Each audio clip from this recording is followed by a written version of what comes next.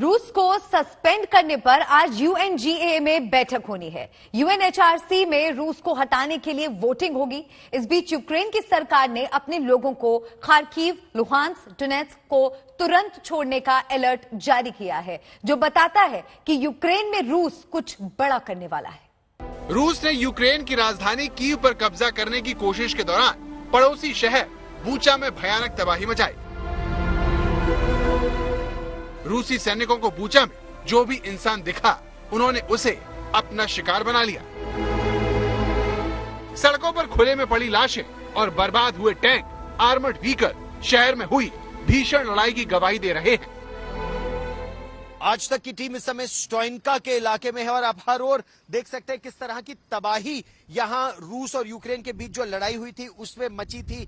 एक भी इमारत यहां अब खड़ी नहीं है, हर जगह केवल तबाही ही तबाही आपको नजर आती है। अगर आपको इस तरफ से हम दिखाने की कोशिश करें तो वो पेट्रोल पंप, ये दुकानें, इस तरफ की दुकानें पूरी तरह से तबाह हो चुकी हैं। अगर आप सड़क के उस पार देखिए, जो घर है पूरी तरह से तबाह हो चुके हैं और यहाँ पर अभी भी बड़ी मात्रा में विस्फोटक सड़क पर पड़े हुए हैं और जो इमरजेंसी वर्कर्स हैं और आर्मी के इंजीनियर हैं वो उन बमों को निष्क्रिय करने का प्रयास कर रहे हैं। यूक्रेन के राष्ट्रपति जेलेंस्की जब बूचा का हाल जानने पहुंचे तो उनकी आंखों में आंसू आ गए। इसके बाद उन्होंने एक वीडियो जारी कर फ्रांस और जर्मनी के पूर्व नेताओं निकोलस सार्कोजी और एंजेला मर्केल को जमकर लताड़ लगाई और इस गुनाह का हिस्सेदार बताया। रूस से डर गए जो यूक्रेन की तबाही की वजह बना। जेलेंस्की के आरोप पर एंजेला मर्केल ने सफाई दी और कहा कि उनका देश पहले की तरह अब भी यूक्रेन की पूरी मदद कर रहा है। इस बीच चेक रिपब्लिक नाटो का पहला सदस्य देश बन गया है, जिसने यूक्रेन की तरफ खुलकर मदद का हाथ बढ़ाया है। ट्रेन पर जंगी टैंक की एक खेप ध्यान से देखिए, जिसे चेक रिपब्लिक ने यूक्रेन के लिए रवाना किया है।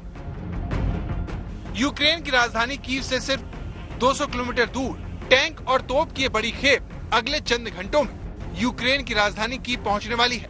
अब तक नाटो देशों ने एंटी टैंक और एंटी एयरक्राफ्ट मिसाइल जैसे छोटे हथियारों का ऑफर तो यूक्रेन को दिया, लेकिन टैंक, फाइटर जेट और अन्य भारी हथियार उसे नहीं दिए।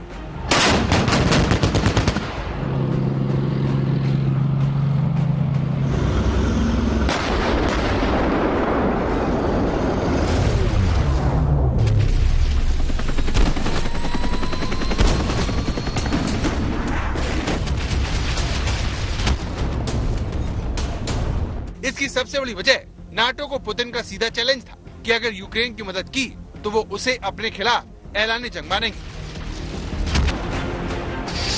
गौरव सावंत, बूचा, आज तक।